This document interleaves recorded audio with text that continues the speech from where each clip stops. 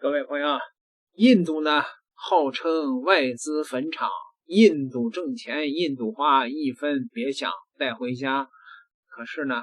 依然有那么多的企业前赴后继的上当，很多的中国企业在印度都有着惨痛的经历。传来的消息是，印度又抢了6亿美元。那位说，这回又是哪个倒霉蛋儿啊？印度刚把苹果罚懵，特斯拉吓跑，为何保乐利家也栽进了陷阱？最近，印度税务机关大力一挥，不仅强行认定法国烈酒巨头保乐利家逃税，甚至直接把从2014年以来的旧账全部翻出来进行清算，这直接导致保乐利家面临超6亿美元的巨额罚款，相当于在印度苦心经营3年的净利润被一次性全部榨干。但最离谱的在于，全世界都已经知道印度是个黑洞，但为什么像苹果、保乐利家这些跨国巨头，哪怕流着血被罚了上百亿，却依然不肯彻底掀桌子走人，仿佛印度有一番魔力。今天咱们就来掰一掰3大问题：拿了外资的真金白银，印度为啥敢毫无顾忌的翻脸抢钱？这套流氓操作背后，印度究竟藏着多大的野心？面对一分别想带回家的霸王条款，跨国巨头们真的就只能乖乖认栽吗？可能对保乐利家这个名字不太熟，但如果我说芝华士、马爹利、百灵坛，估计大伙儿多多少少在超市或者宴会上见过。作为一个全球数一数二的酒曲，10多年前他们盯上了印度。为什么？因为印度人多呀，而且随着经济发展，当地中产阶级的消费力开始成型，对高品质洋酒的需求那是蹭蹭往上涨，妥妥的一个增量大市场。但印度当地的规则可惊人呢，他们对进口烈酒设置了一道关税壁垒，惩罚性关税最高能达到 150%。一瓶出厂成本100块钱的酒，你要是直接运到印度去卖，光交完关税成本就变250块了，再加上渠道分销、仓储物流，这酒摆上货架得卖多少钱？在印度那种对价格极其敏感的市场环境里，这根本没法跟本地几十卢比的平价产品竞争。那保乐利家怎么破局呢？人家也是老商业玩家了，既然整瓶进口不划算，那我就走半成品路线。保乐利家在印度砸下重金，直接建了2座大型的现代化蒸馏厂，把高浓度的原浆从欧洲运到印度，然后在印度本地的工厂进行调配、灌装、贴标。头几年确实是你好我好大家好，保乐利家在印度赚到的钱，市场份额也彻底铺开了，但外资根本没意识到自己已经进入了一种薛定谔的合规状态。什么叫薛定谔的合规？就是当地有些繁文缛节，它的存在并不全是规范市场，而是为了随时能拥有解释权，规则极其复杂模糊，怎么算全在当地一句话。刚开始没动静，那是典型的放水养鱼，等你的重资产厂子建好了，流水线转起来了，本地员工招满了，你这艘大船屌不了头了，那定向收网的按钮可就按下了。印度当地主管机构这回是怎么下手的？他们大笔一挥，直接跳过了跨国企业内部的合理定价规则，单方面认定保乐利家低报了进口原浆的价格，涉嫌漏交税款。人家给出的官方口径是，你们的申报价比所谓的市场参考价低了足足 67.5%， 这个定价权完全是单向评估的。好，就算你说低报了，那我按你的标准补缴近期的款项总行了吧？太天真了。当地直接开启了无限翻旧账模式，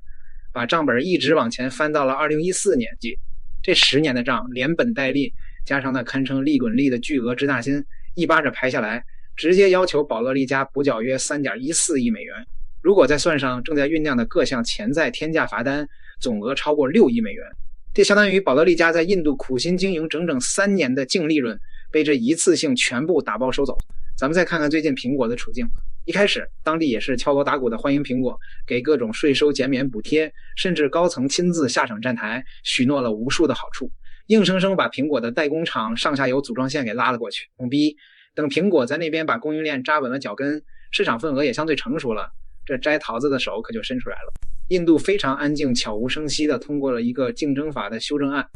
这个修正案的核心就改了一个词儿，但就是这一个词儿把苹果惊出了一身冷汗。以前要是以反垄断的名义开罚单，计算的基础是这家公司在当地的营业额。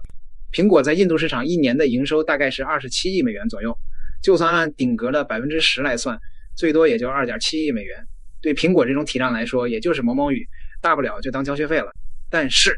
这个新修正案直接把罚款的计算基础从本地营业额改成了全球营业额。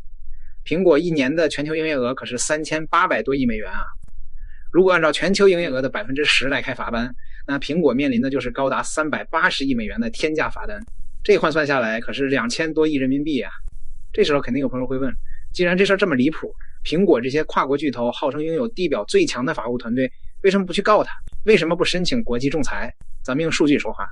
在当地，你要是打一场商业纠纷的官司，平均需要耗时多少天？1445天，将近4年的时间。这4年里，你的资金流动被限制，各项支大金像滚雪球一样越滚越大，而且外资在当地税务纠纷中的胜诉率不到15%，哪怕你真的白纸黑字占理，站到了天边上也没用。最典型的就是当年著名的沃达丰案，英国电信巨头沃达丰被当地开出天价税单，沃达丰不服，一路打到了海牙国际仲裁庭，最后海牙判了印度方面败诉，要求他们停止不合理征税。结果人家脸皮都不带红一下子，直接一句我不认这个外部判决，然后转头就在国内修改了税法，规定这笔钱就是得交，不仅得交，我还让你变成合法合规的交。你拿他有办法吗？在人家的地盘上，最终解释权和选择执法权永远握在人家手里。讲到这儿，疑惑就来了，当地这么个干法，操作这么直接，全世界可都看着呢，难道他们就不怕砸了自己世界工厂的招牌，就不怕彻底断送了外资进去的念想？他们到底凭啥敢这么硬核的接蛋糕？今天咱们就来掰扯掰扯他们口中所谓的底牌。第一张大牌就是那个一直被市场吹上天的14亿人口超级增量幻觉。当地的管理层有了一种极其坚定的自信。大家想想看，现在环顾全球，欧洲那边老龄化严重，北美市场也基本饱和了，在这个时间节点上，全球的跨国资本其实是极其焦虑的，手里攥着巨量的热钱，都在拼命找下一个能容纳100亿甚至1000亿美元体量的新增长引擎。这时候人家一拍大腿，这不就是我吗？我有14亿人，一半以上都是年轻劳动力啊！咱们从商业角度看，资本的趋利性是刻在骨子里的，当地就是吃准了这一点，哪怕我今天让前面这批老玩家吃了闷亏，明天依然会有新的国际资本为了这片号称最后的蓝海前赴后继的往里砸钱。第二张牌也是他们最核心的战略盘算，人家根本就不是单纯贪图那几亿几十亿的罚金，罚金只是一种施压手段，他们真正的终极目标是完成全产业链的强制本土化转移，去给他们本国的超级财团输血。咱们普通人看商业新闻一定要了解当地的一个经济特质，这其实是一个高度集中的本土大鳄经济体。大家可能听过塔塔集团、信实工业这几个本土超级财团，几乎牢牢把控着当地从电信、零售、能源到基建的全部经济命脉，外资想进去分一杯羹都得看他们的脸色。这几年一直在强推一个口号叫当地制造，为了把这事做成，他们推出了一个高达260亿美元的生产挂钩激励计划，也就是圈内常说的 PLI 计划。听起来挺诱人，对吧？给你发补贴，鼓励你去实地投产。但咱们往深了看，这实际上是怎么回事呢？其实就是先把外资巨头哄进来，让你自己掏真金白银建大型厂房，买高精尖设备，还得花大价钱去培训那些原本毫无工业基础的当地工人。等你吭哧熬了几年，好不容易把上下游的供应链理顺了，当地工人也学会怎么操作设备，怎么做品控了。好，这时候相关的稽查部门可以上门了。摆在跨国巨头面前的选择很现实，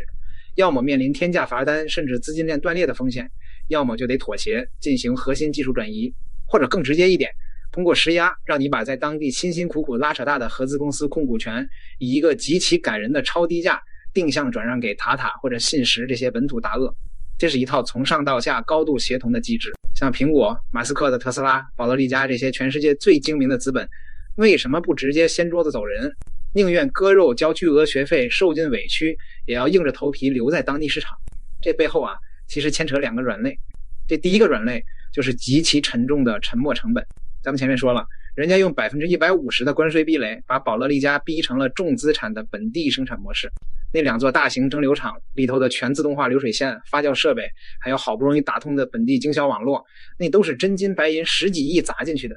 苹果更是如此，它底下的代工厂在当地建的那些庞大的组装基地，动辄几万、10几万人的用工规模，光是厂房、地皮和设备采购就是个天文数字。这些重型的物理资产你根本搬不走，留在原地直接就成了废体，公司账面上立刻就是几十上百亿的巨额计提亏损。这种财报一发出去，美股那边的股价当场就能闪崩。说句实在话，没有任何一个跨国公司的 CEO 敢在自己的任期内承担这种级别的资产摧毁。这就引出了他们的第2个也是更致命的软肋，被华尔街的资本叙事深度绑架。咱们拿苹果来算笔账，其实苹果在当地一年大概也就27亿美元左右的营收，相比它全球几千亿的大盘来说，真的是九牛一毛。但为什么库克还得亲自飞过去，还得忍气吞声？因为华尔街的资本大佬们现在流行一个词儿叫供应链去风险化。华尔街给苹果这类的巨头下了一个硬指标，要求他们在未来几年内必须把高达 25% 左右的产能转移过去。为什么这么急？其实就是为了迎合西方资本市场那种我们正在实现全球供应链多元化的故事。大家要知道，苹果现在几万亿美元的超高估值，很大程度上就是靠这种新叙事在支撑着。也就是说，这些跨国大厂不走，一半是因为实体的设备厂房搬不走，另一半则是为了稳住远在纽约的华尔街大股东，为了保住自己家公司的股价和市场预期，哪怕在当地被折腾的脱了一层皮，他们也只能打碎牙齿往肚子里咽。在公开场合还得硬着头皮笑着说，我们非常看好当地市场的长期潜力。马斯克也逃不出这个圈，特斯拉这几年一直在跟当地极限拉扯，当地给出的诱饵是，只要你来建厂，我就把你那高达 100% 的电动车进口关税降到 15%。 马斯克虽然被前面那些大厂的惨状吓得踩了刹车，但面对华尔街天天逼着他寻找下一个增长引擎的压力，他依然在不断的观望试探，始终不敢把拒绝的话彻底说死。印度这套赚钱印度花，一分别想带回家的杀猪盘玩的确实溜，短期内确实抢到了真金白银和现成的产业链，但这种竭泽而渔的操作真的能让他们成为下一个世界工厂吗？数据是不会骗人的，反噬已经来了，而且来得极其猛烈。我特意去翻看了印度最新经济数据，结果你们猜怎么着？